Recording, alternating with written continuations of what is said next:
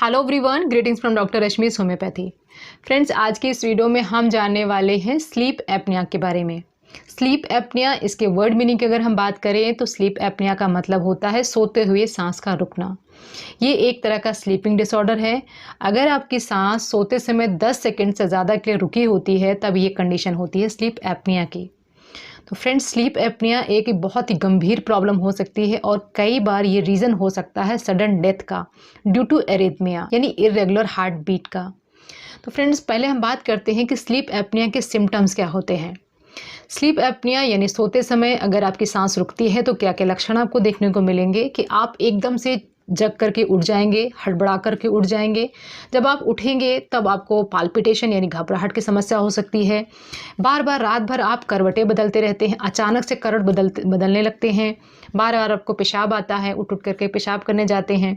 या बार बार आपको ऐसा लगता है कि सांस बहुत घुट के आ रही है, बहुत तकलीफ़ हो रही है, आपको सांस खींच खींच के लेना पड़ रहा है। आपकी नींद नहीं पूरी होती है, आपको बहुत खर्राटे आते हैं। अगले दिन आप पूरे दिन सोए सोए से महसूस करते हैं। थोड़ा सा भी आपको मौका मिलता है तो आप सो जाते हैं। सुबह सो करके उठने के बाद आप बिल्कुल फ्रेश नहीं महसूस करते हैं। ऐसा लगता है कि नींद ही नहीं पूरी हुई है, बल्कि आप 7-8 घंटा सोए होते हैं।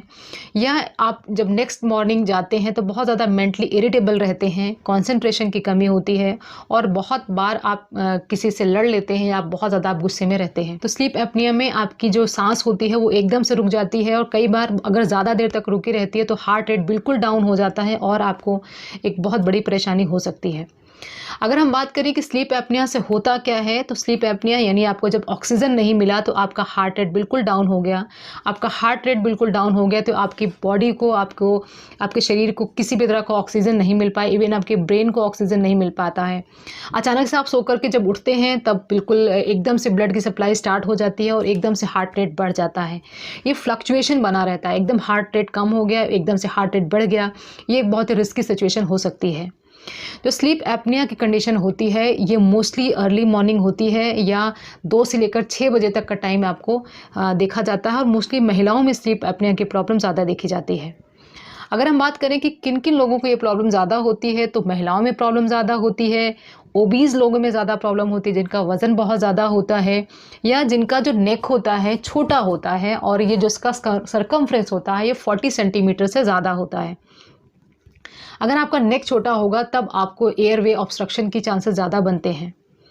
टाइप्स ऑफ स्लीप एपनिया के बारे में बात कर लेते हैं। तो स्लीप एपनिया 2 तरह की होती है, एक होती है ऑब्स्ट्रक्टिव स्लीप एपनिया और दूसरा होता है सेंट्रल स्लीप एपनिया। जो ऑब्स्ट्रक्टिव स्लीप एपनिया होता है ये सबसे ज़्यादा कॉमन होता है, मोस्टली सबको यही प्रॉब्लम होती है। इसमें एयरवे का ऑब्स्ट्रक्शन रहता है, या तो आपको नेज़ल पॉलिप की प्रॉब्लम होगी या तो आपकी जो पैलेट होता है, सॉफ्ट पैलेट, वो थोड़ा सा नीचे होगा, एनाटॉमिकल कोई कमी होगी, उसके कारण आपको स्लीप एपनिया की प्रॉब्लम होगी। किसी भी तरह का ऑब्स्ट्रक्शन अगर क्रिएट होता है तो ऑब्स्ट्रक्टिव स्लीप एपनिया की प्रॉब्लम होती है, जिसमें आपका जो डायफ्राम होता है, जो आपकी चेस्ट मसल्स होती हैं, अगर आपको एपनिया की प्रॉब्लम होती है तो एकदम से एक्टिव हो जाती हैं और दोबारा आपकी सांस को इस्टेब्लिश करती हैं।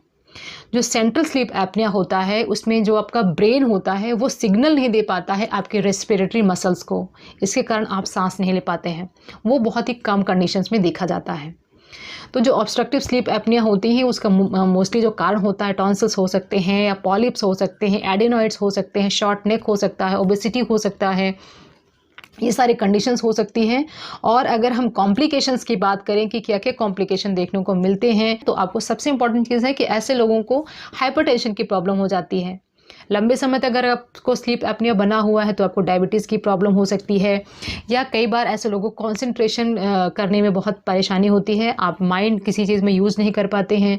सो चलते चलते आपको अचानक से नींद आ सकती है, झपकी जिसको बोलते हैं, झपकी आ सकती है। अगर आप ड्राइविंग करते हैं तो एक्सीडेंट होने के चांसेस बढ़ सकते हैं।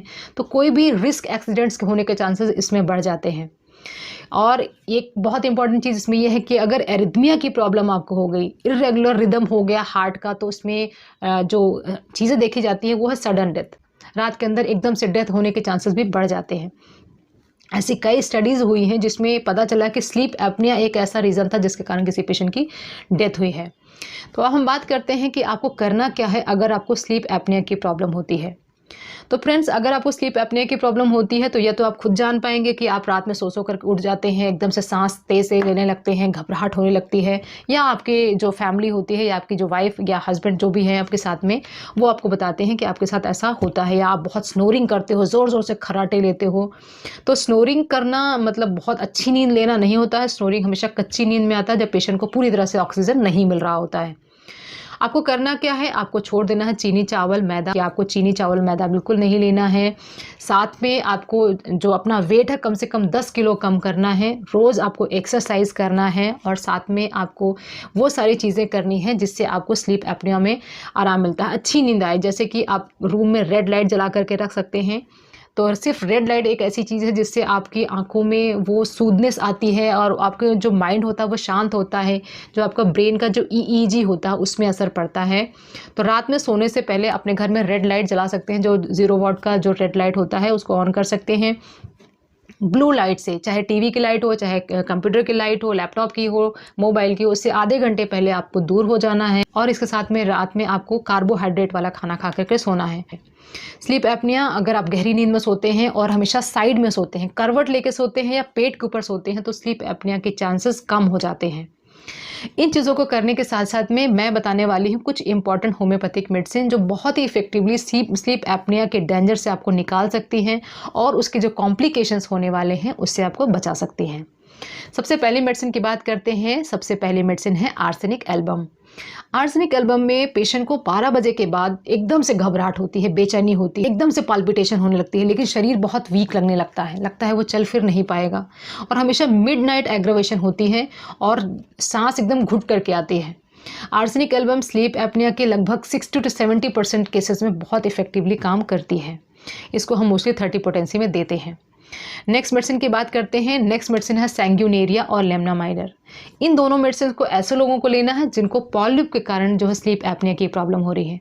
पेशेंट बताते हैं कि जब वो सोते हैं और सो करके उठते हैं तो एकदम दम घुटने जैसा महसूस होता है, नाक में बहुत ज़्यादा भारीपन लगता है जहाँ पे उनको पॉलिप की समस्या बनी हुई है।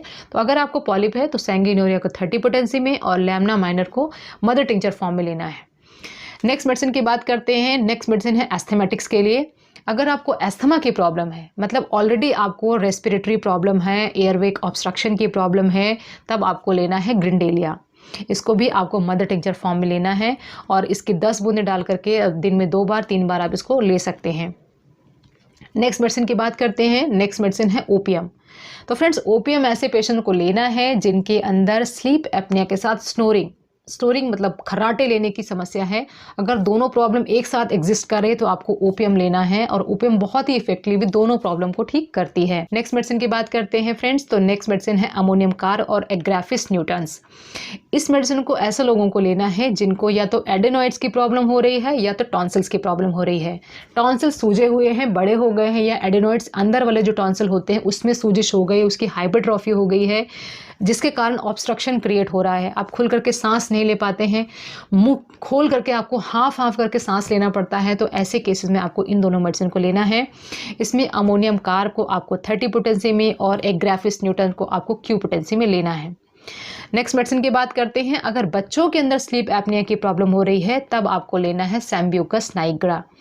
सैम्ब्यूकस नाइग्रा में जो पेशेंट होता है एकदम से स्टार्टल होकर के उठ जाता है, चौंक करके बच्चा उठ जाता है, उसका शरीर बिल्कुल नीला जैसा पड़ जाता है और हाँफने लगता है, बहुत ज़्यादा उसको तकलीफ होती है, और वो जैसे लेटता है फिर से उसको तकलीफ वापस आ जाती है, तो हमेशा उठ करके बैठ जाता है।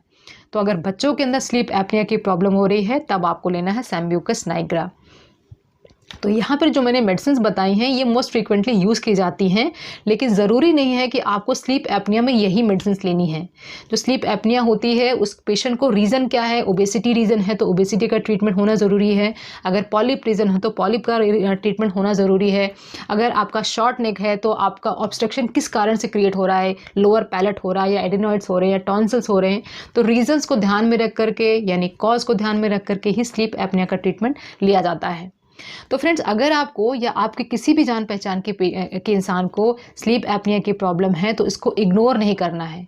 ये नहीं समझना है कि ठीक है रात में 1-2 बार नींद टूट गई तो क्या हुआ, रात में मुझे 4 बार अगर उठ कर वॉशरूम जाना पड़ गया तो क्या हुआ। ये एक बहुत ही गंभीर समस्या हो सकती है, और अगर स्लीप एपनिया को अपन लंबे समय तक अगर आपने इग्नोर किया तो आपको मेटाबॉलिक डिसऑर्डर यानी ओबेसिटी डायबिटीज़ और हाइपरटेंशन, इन तीनों का शिकार होना पड़ सकता है। तो जल्दी से जल्दी अपने स्लीप एपनिया का ट्रीटमेंट कराएं और इसका जो कॉम्प्लिकेशन होता है, जो हार्ट रेट या हार्ट फेलियर का प्रॉब्लम होने वाला आपको रिस्क हो सकता है, उससे आप अपने आप को बचा सकते हैं। तो फ्रेंड्स, ये सारी इन्फॉर्मेशन थी स्लीप एपनिया के कारण, उसके सिम्टम्स और उसके होम्योपैथिक ट्रीटमेंट की। आई होप कि ये इन्फॉर्मेशन आपको पसंद आई होगी और आपके काम आएगी। अगर आप किसी को जानते हैं जिनके लिए ये वीडियो इन्फॉर्मेटिव हो सकती है, अपने लव्ड वंस के साथ भी इस वीडियो को शेयर कर सकते हैं। Wishing a very good health. Thanks for watching.